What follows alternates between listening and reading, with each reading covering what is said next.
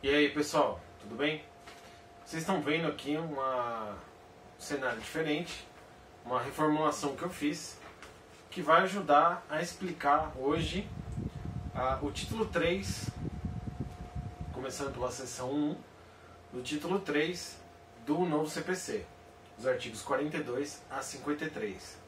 A gente vai ter que ler muita coisa da lei seca para poder entender o texto, e algumas coisas são autoexplicativas, então eu decidi utilizar o monitor para poder facilitar a leitura dessa parte seca. Então a gente vai primeiro ler a lei seca e depois a explicação, tá?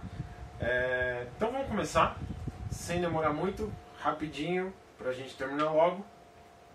Nós vamos falar, começando o título 3, o capítulo 1 da competência, e a seção 1 das disposições gerais, que vai tratar da competência, definição de competência no âmbito interno. Na última aula nós falamos sobre a competência internacional, a atribuição, os limites da jurisdição nacional. Agora nós vamos falar, dentro da jurisdição nacional, quais são os critérios para a escolha do juiz competente. Tá? Os artigos, primeiro nós vamos falar dos artigos 42 a 53. Então vamos começar. Eu vou pegar aqui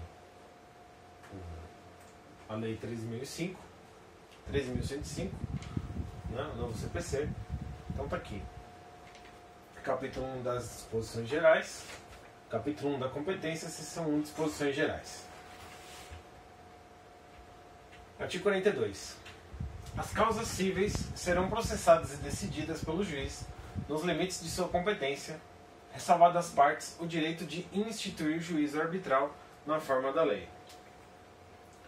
A gente sabe que a competência é o limite da jurisdição. A jurisdição é una em todo o território nacional e o exercício da jurisdição é limitada pelas regras de competência. Então o que o artigo 42 está falando é justamente isso, mas ele faz a ressalva da arbitragem. O exercício da arbitragem não é competência, mas é uma forma de solução dos conflitos. Então ele ressalva que o exercício da competência é ressalvado, né, pela própria arbitragem. Tá? Artigo 43. Determina-se a competência no momento do registro ou da distribuição da petição inicial, sendo irrelevantes as modificações do estado de fato ou de direito ocorridas posteriormente, salvo quando suprimirem órgão judiciário ou alterarem a competência absoluta. Então o que o artigo 43 está falando é a regra da perpetuatio jurisdictionis. O que significa isso? No momento em que você ajuiza a ação, no momento em que há o registro daquela ação, da petição inicial ou da distribuição, quando houver mais de uma vara, né, esse momento acontece a perpetuatio jurisdictionis. E aí vai acontecer que aquele juiz competente vai se tornar prevento para o resto das ações conexas, das ações continentes. Enfim, aquela regra não vai mudar mais. Aquele juiz competente é aquilo que vai definir a distribuição, né? No Código de 73 era a distribuição, agora é o registro ou a distribuição. Tá? Aliás, no Código 73 era, melhor dizendo, a propositura da ação, o que o STJ interpretava como sendo o protocolo, tá? Mas agora o CPC definiu que é um momento do registro ou distribuição. A distribuição acontece quando tem mais de uma vara competente, e aí tem um cartório distribuidor que vai fazer o sorteio entre as ações para saber qual das 2 ou 3 ou 4 varas que vai ser distribuída aquela petição inicial. Então foi escolhida no sorteio a terceira vara cível da comarca tal. Então a terceira vara cível é o juízo competente. Tá? O que acontece quando há criação de nova comarca? Vamos supor que havia um distrito, um determinado distrito, uma comarca que abrange mais de um município. E aquele município foi elevado à comarca. E aquela discussão estava envolvendo, por exemplo, um imóvel situado naquele município. Tá? Então tem o município A e tem o município B, os dois fazem parte da mesma comarca. E um imóvel situado no município B estava sendo objeto litigioso num processo na comarca de sede A. E aí, o município B foi elevado, o distrito B foi elevado à comarca. O que vai acontecer? Aquele processo vai ser redistribuído para o B? Não. O STJ e o STF não admitem esse tipo de remessa, por conta da regra do perpetuatio jurisdictionis. Aquele juiz vai se tornar competente e continua competente até o final do processo. Uma observação com relação à súmula vinculante 22, que diz o seguinte: a Justiça do Trabalho é competente, inclusive para aquelas que não tenham, para aqueles processos que não tenham julgado o mérito ainda. Ou seja, aí por conta da súmula vinculante 22, por conta da emenda 45 que alterou a competência da Justiça do Trabalho, aí sim haverá remessa. Por exemplo, você está discutindo uma reintegração de posse de um veículo do empregador que está em posse do empregado. Isso, antes da emenda 45, cairia na justiça comum, é uma reintegração de posse. Após a emenda 45, essa questão é pertencente à Justiça do Trabalho, é de competência da Justiça do Trabalho. E aquele processo que estava em andamento pela súmula vinculante 22, ele tem que ser remetido para a Justiça do Trabalho, mesmo que não tenha julgado o mérito ainda. Tá? Aí a gente vai ver no artigo 43 a exceção, salvo quando suprimirem órgão judiciário ou alterarem a competência absoluta. A competência absoluta nós acabamos de falar por conta da súmula vinculante 22. Né? Faltou falar quando houver a supressão do órgão judiciário. Então, por exemplo, aquela comarca onde se discutia a determinada questão foi extinta. Ela deixou de ser uma comarca. Ou ela se tornou um distrito. Foi rebaixada de comarca para distrito. Aí não tem jeito, aí o processo vai ser remetido. Tá? São as duas exceções: modificação de competência absoluta ou supressão de órgão judiciário. Tá? Toma cuidado ainda com relação à ação de alimentos. Tá? O STJ, o entendimento do STJ: ações revisionais de alimento têm caráter continuativo e devem ser ajuizadas no foro do domicílio atual do alimentando. Tá? Isso valeria para aquelas ações de revisão de alimentos, ações de execução de alimentos. Tá? Então vai seguir o domicílio do alimentando. E mais uma observação ainda com relação a esse assunto: o artigo 8º da Lei 12.318 de 2010, que trata da Lei de Alienação Parental. A alteração de domicílio da criança ou adolescente é irrelevante para a determinação da competência relacionada às ações fundadas em direito de convivência familiar, salvo se decorrentes de consenso entre os genitores ou de decisão judicial.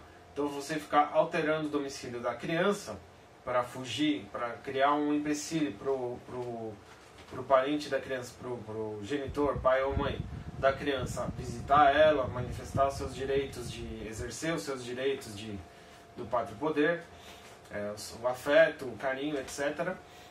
A modificação desse domicílio não vai alterar a competência. Mas o entendimento da STJ é no sentido de que as ações de alimentos servem justamente para facilitar o alimentante a obter esses alimentos. Então vai ser no domicílio de sua atual residência, vai ser no foro do seu atual domicílio. Tá? Artigo 44 é bem tranquilo. Obedecidos os limites estabelecidos pela Constituição Federal, a competência é determinada pelas normas previstas nesse código ou em legislação especial, pelas normas de organização judiciária e ainda no que couber pelas constituições dos estados. O que ele está falando é que o CPC não é o único diploma a estabelecer competência. Você tem ali a Constituição Federal, você tem legislação especial, tá? Por exemplo, Lei 9.099, normas de organização judiciária, leis estaduais que definem a competência das comarcas locais e ainda a Constituição dos Estados. Tá? Artigo 45 agora. Tramitando o processo perante outro juízo, os autos serão remetidos ao juízo federal competente, se nele intervier a União, suas empresas públicas, entidades autárquicas e fundações, ou o Conselho de Fiscalização de Atividade Profissional, na qualidade de parte ou de terceiro interveniente, exceto as ações. Então, antes de a gente começar as exceções, vamos ver a regra. Tá? Intervenções dos entes federais. O que ocorre? A modificação da competência absoluta em razão da pessoa. Tá? A gente tem que lembrar da súmula 150 do STJ.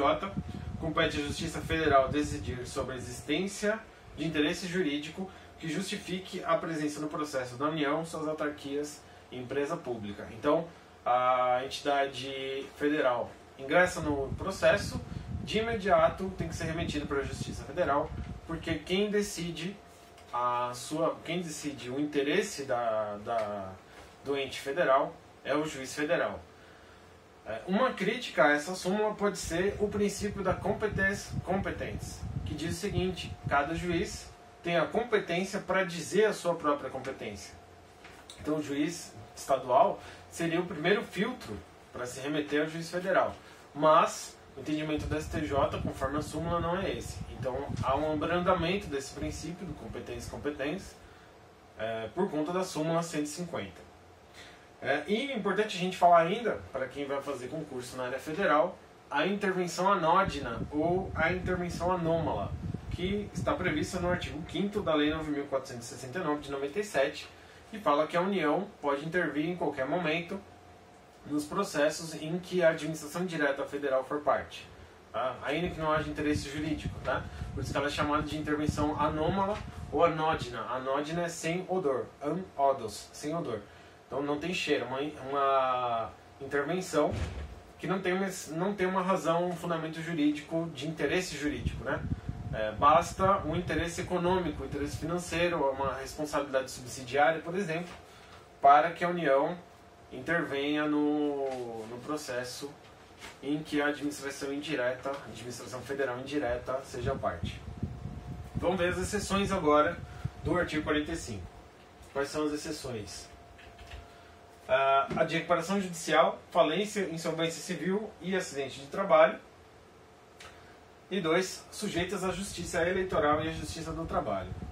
Com relação ao acidente do trabalho, eu entendo que o Código de Processo Civil falou menos do que deveria falar, por conta do artigo 109, parágrafo 3º da Constituição Federal, que fala das ações contra a INSS, as ações previdenciárias, ação acidentária. Porque aqui ele fala só acidente de trabalho, né? Mas o 109, parágrafo 3º, remete não só aos acidentes de trabalho, mas como as ações contra a INSS. Tá? Os parágrafos. Primeiro, os autos não serão remetidos se houver pedido cuja apreciação seja de competência do juízo perante o qual foi proposta a ação. Tá? Então, se houver um pedido e o juiz, por exemplo, 2 pedidos e um dos pedidos é da competência do juiz estadual, não vai haver remessa. Tá? E parágrafo 2º e 3º, parágrafo 2º, né, hipótese parágrafo 1º, o juiz, ao não admitir a acumulação de pedidos em razão da incompetência para apreciar qualquer deles, não examinará o mérito daquele em que exista interesse da União, de suas entidades autárquicas ou de suas empresas públicas. Quer dizer, é a súmula 150, né? Se houver competência de juízo estadual e federal, não haverá remessa, mas a exclusão do pedido que interessa ao ente federal, tá? Por incompetência absoluta. E aí o que vai acontecer é uma decisão interlocutória terminativa. Com relação àquele pedido, aquilo vai ser uma decisão terminativa. E é uma decisão interlocutória porque ela não extingue o processo. Tá? Então vai acontecer a decisão interlocutória terminativa com relação àquele pedido que o juiz estadual não tem competência. Parágrafo 3º. O juiz federal restituirá os autos ao juiz estadual sem suscitar conflito se o ente federal cuja presença ensejou a remessa for excluído do processo. Então aqui é bem tranquilo. Tinha um ente federal no processo, houve o ingresso de um ente federal, o juiz estadual remeteu para o juiz federal E aí o juiz federal decidiu lá que aquilo não era competência dele, porque não havia um interesse daquele ente federal. Então ele simplesmente devolve sem suscitar o conflito, tá? Porque aquele ente federal foi excluído do processo. Tá? Isso que diz o parágrafo 3º. Artigo 46. Ação fundada em direito pessoal ou em direito real sobre bens móveis será proposta em regra no foro do domicílio do réu. A gente às vezes se confunde direito real sobre bens móveis. O que é um direito real sobre os bens móveis? É a propriedade de um veículo, é um usufruto sobre um determinado bem, um instrumento musical, né? Um bem móvel. E há uma discussão com relação ao direito real sobre esse bem móvel. A regra é que ele vai ser competente o foro de domicílio do réu. Tá? Agora vamos ver os parágrafos que contêm as exceções. Parágrafo 1º. Tendo mais de um domicílio, o réu será demandado no foro de qualquer deles. Então ele tem domicílio em duas comarcas diferentes, qualquer uma das duas. Parágrafo 2º. Sendo incerto ou desconhecido o domicílio do réu, ele poderá ser demandado onde for encontrado ou no foro do domicílio do autor. Então ele não tem o domicílio certo. Então ele foi encontrado em determinada comarca, ele vai ser competente, ele vai ser processado na comarca onde ele foi encontrado. Ou, se ele não foi encontrado, no domicílio do autor. O parágrafo 3º. Quando o réu não tiver domicílio ou residência no Brasil, a ação será proposta no foro de domicílio do autor, e se este também residir fora do Brasil, a ação será proposta em qualquer foro.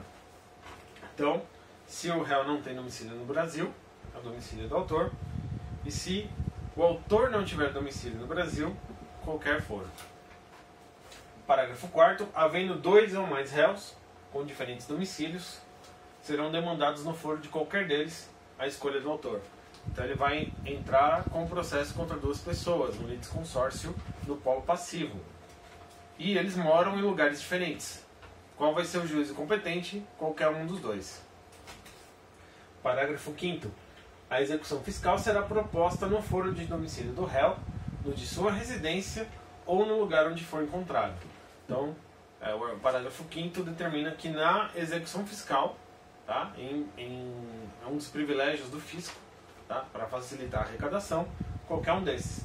Domicílio, no local de residência, onde foi encontrado. Tá? Artigo 47. Para as ações fundadas em direito real sobre imóveis, agora é sobre imóveis, é competente o foro de situação da coisa.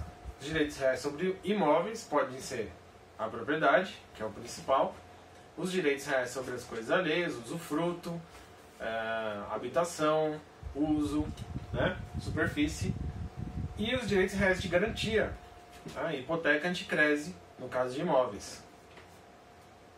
Então, a discussão sobre o direito real sobre imóveis vai ser no foro de situação da coisa. As exceções agora. Essa é a regra geral. Vamos falar das exceções. Se não for, parágrafo 1º. O autor pode optar pelo foro de domicílio do réu ou pelo foro de eleição se o litígio não recair sobre o direito de propriedade, vizinhança, servidão, divisão e demarcação de terras e enunciação de obra nova. Então, vamos reescrever o que está escrito. Se o processo não tiver por objeto propriedade, vizinhança não é direito real, servidão, divisão e demarcação, que é um desdobramento da propriedade, ou enunciação de obra nova, se não for isso, se não for um desses 5, então o autor pode optar pelo foro de domicílio do réu ou pelo foro de eleição. Tá? Isso significa que aqui a competência é relativa. Tá? Não é a competência do foro de situação do imóvel. Nesses 5 casos, se não for um desses 5 casos, tá? Então pode ser o foro de domicílio do réu ou o foro de eleição. Tá? Então vamos supor, Por exemplo, usufruto. Estou discutindo um usufruto com no proprietário. Tá? Eu entendo que eu sou usufrutuário e o réu é o no proprietário. O imóvel situado, sei lá, em qualquer outra comarca. E nós dois moramos na mesma comarca e eu vou ajuizar a ação porque se trata de usufruto no foro do domicílio do réu. Tá? Então, repetindo, porque é confuso, é complicado, a redação do CPC não ajuda. Quando não se tratar de um desses assuntos, propriedade, vizinhança, servidão, divisão e demarcação e enunciação de obra nova, aí pode ser o domicílio do réu ou foro de eleição. Isso significa que a regra geral vale justamente para esses 5 assuntos que eu acabei de falar. Quer dizer, nesses 5 assuntos, propriedade, vizinhança, servidão, divisão e demarcação e enunciação de obra nova, aqui vale a regra geral, aqui a competência é absoluta e por isso tem que ser o foro de situação do imóvel. Tá? Uma pequena observação, o CPC de 73 tinha um rito especial para anunciação de obra nova. Hoje, no CPC de 2015, não existe mais esse rito especial. Então, algumas pessoas alegam, alguns autores alegam, que a anunciação de obra nova não existe mais. Tá? Mas o CPC aqui previu a anunciação de obra nova e não previu um rito especial para ela. Tá? Então, a anunciação de obra nova está no limbo jurídico. A gente não sabe se ela existe ou não. Porque ela não tem, ela é uma ação de rito especial. Antigamente ela tinha a previsão de liminar no começo, para evitar justamente que o imóvel fosse construído, que a obra fosse completada, aquela obra que coloca em risco a vizinhança. E tinha previsão de uma liminar para evitar a continuidade da obra. Tá? Isso na realidade de 73, que quando não existia tutela antecipada, tá? Então havia um rito especial só com a previsão da liminar. E agora não tem mais essa previsão. Nós temos as outras formas de tutela de urgência do CPC de 2015. Então é uma ação de rito ordinário com a tutela de urgência para evitar. Então é uma ação de rito comum ordinário. Mas ela está aqui. O nome in iuris da ação continua sendo prevista no CPC. Tá? Parágrafo 2º. A ação possessória imobiliária será proposta no foro de situação da coisa, cujo juízo tem competência absoluta. Então aqui ele está tratando da ação possessória sobre imóveis. Tá? Posse não é direito real. Tá? Posse é uma situação de fato. Mas a ação possessória é proposta no foro de situação da coisa. Tá? Integração de posse, emissão na posse, né? A emissão na posse, melhor dizendo, é uma ação real, né? Mas é uma ação possessória, uma ação de interdito proibitório, ou uma ação de reintegração de posse. Tá? Será proposta no foro de situação da coisa,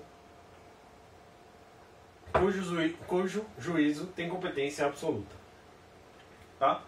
Prosseguindo, 48. O foro de domicílio do autor da herança no Brasil é o competente para o inventário, a partilha, a arrecadação, o cumprimento de disposições de última vontade, a impugnação ou a anulação de partilha extrajudicial e para todas as ações em que o espólio for réu, ainda que o óbito tenha ocorrido no estrangeiro. Foro do domicílio do autor da herança, quer dizer, o decurjus, a pessoa que faleceu e deixou a herança, tá, para fazer a partilha, tá? Aquele que faleceu.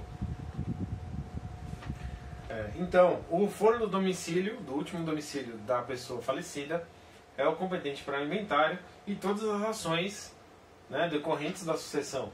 A partilha, a arrecadação, o cumprimento de disposições de última vontade, tá? Impugnação ou anulação de partilha extrajudicial, para todas as ações em que o espólio for réu. Tá? Parágrafo único. Se o autor da herança não domicílio não possuía domicílios certo, é competente. 1. O foro de situação dos bens imóveis. 2. Havendo bens imóveis em foros diferentes, qualquer destes, né? Mais de um imóvel em comarcas diferentes, qualquer um desses. Não havendo bens imóveis, o foro do local de qualquer dos bens do espólio, tá? Onde se situam os bens móveis. Tá? Artigo 49. A ação em que o ausente for réu será proposta no foro de seu último domicílio, também competente para arrecadação, inventário, partilha e cumprimento de disposições testamentárias. Tá? O que o artigo 49 está falando é da questão da ausência à morte civil. Tá? E é a semelhança do artigo 49 no foro de seu último domicílio. Tá? Artigo 50. Ação em que o incapaz for réu será proposta no foro de domicílio do seu representante ou assistente. Tá? Então eu vou juizar a ação contra um menor, uma criança. O foro competente é o domicílio não da criança, a pegadinha que eles costumam fazer no concurso.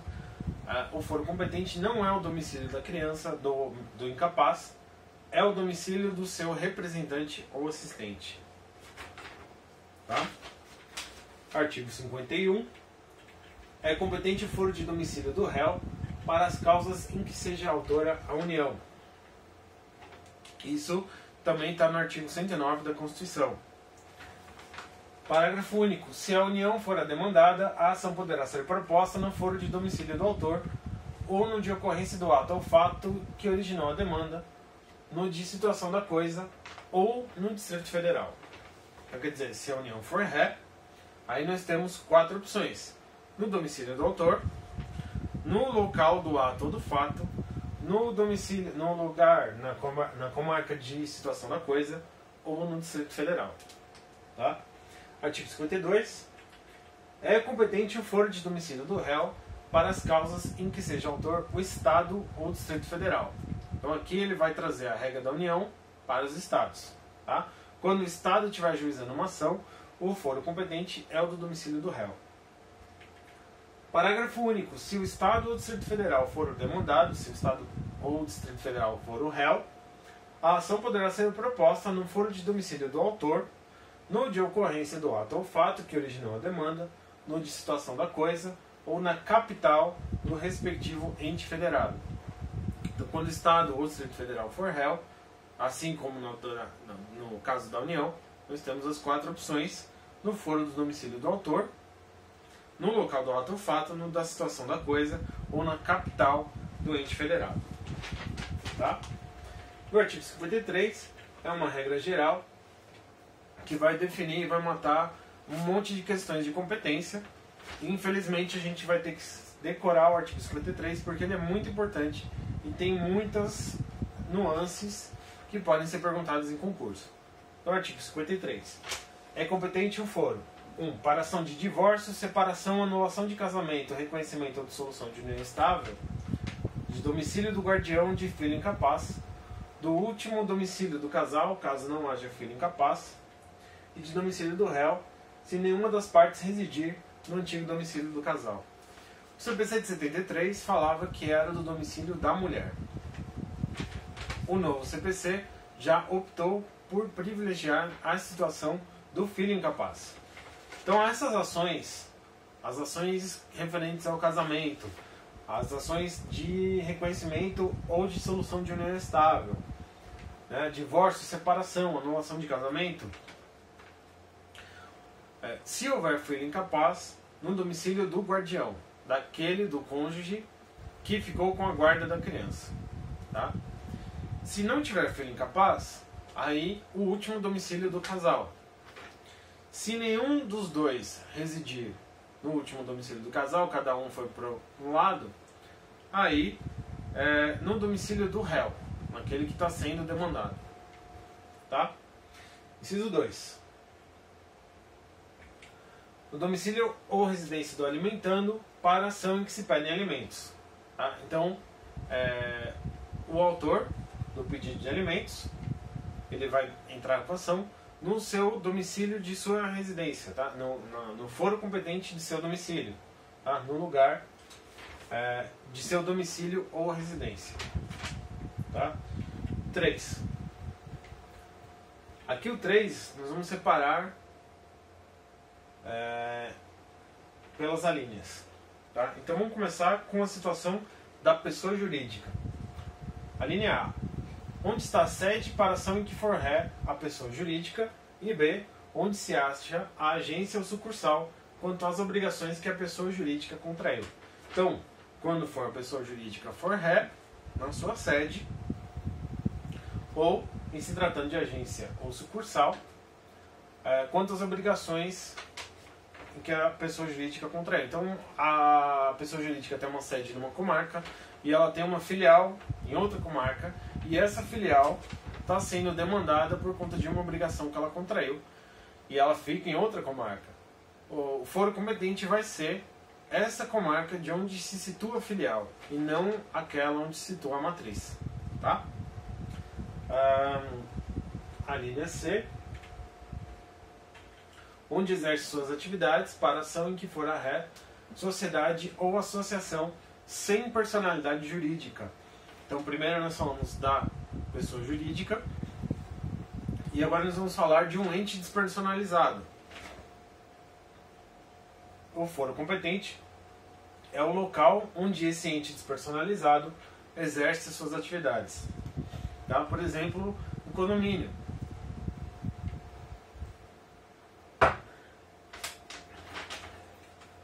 Hoje em dia está na moda o tal de coletivos, né? Um conjunto de pessoas que faz determinada atividade. Por exemplo, jardinagem.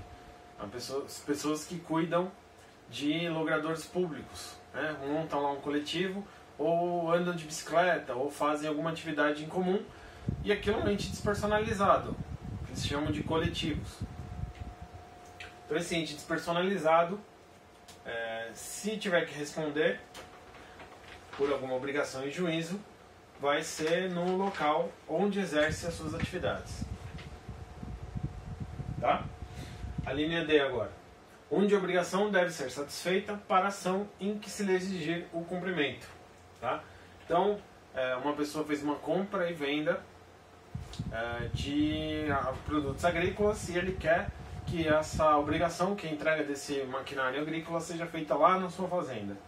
O foro competente é o foro onde a obrigação tiver de ser satisfeita, lá na fazenda. Tá? Normalmente tem cláusula de eleição, né? Mas se não tiver, é lá onde a obrigação estiver satisfeita. A linha E. De residência do idoso para a causa que verse sobre direito previsto no respectivo estatuto. Tomar cuidado, porque não é qualquer causa, são as causas que versem sobre direitos previstos no Estatuto do Idoso. Então não é porque o autor é idoso que todos os procedimentos vão ser ajuizados no foro de sua residência. E outro detalhe importante é que a linha E não fala em domicílio, fala em residência. Tá? Por quê? Porque o idoso, às vezes, ele pode residir em alguma instituição, ele pode estar internado, ele pode estar num asilo, tá? Ele não tem o ânimo definitivo de morar ali, mas é ali que ele está residindo. Então o CPC, sensível a isso, já falou que não é o domicílio, é o lugar de residência. Tá? E a linha F, na sede da serventia notarial de registro, para ação de reparação de dano por ato praticado em razão do ofício. Tá? Vamos supor que uma determinada serventia notarial da comarca de Manaus produziu uma procuração com um vício, alguma coisa, um subestabelecimento, e ele foi vítima de um falsário. O falsário falsificou a procuração, e essa procuração falsificada gerou um subestabelecimento quente, né, lá na serventia de Manaus.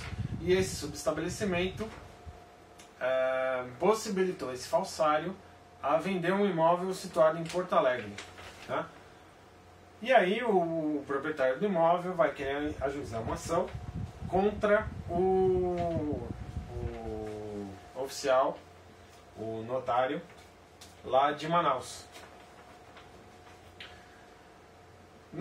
Nesse caso, Por se tratar de um ato praticado em razão do ofício, ele tem que ser demandado lá em Manaus, porque lá é a sede da serventia. Tá? Inciso 4. Do lugar do ato ou fato para ação de reparação de dano, ou B, em que o réu for administrador ou gestor de negócios. Aqui tranquilo, né? E, inciso 5, de domicílio do autor ou do local do fato para ação de reparação de dano sofrido em razão de delito ou acidente de veículos, inclusive aeronaves. Tá? Então, é ação civil ex delicto, né? Em razão de delito ou acidente de veículos. Tá? Essa competência não exclui a da Lei 9.099, né? Antigo procedimento sumaríssimo da Lei 9.099 depois.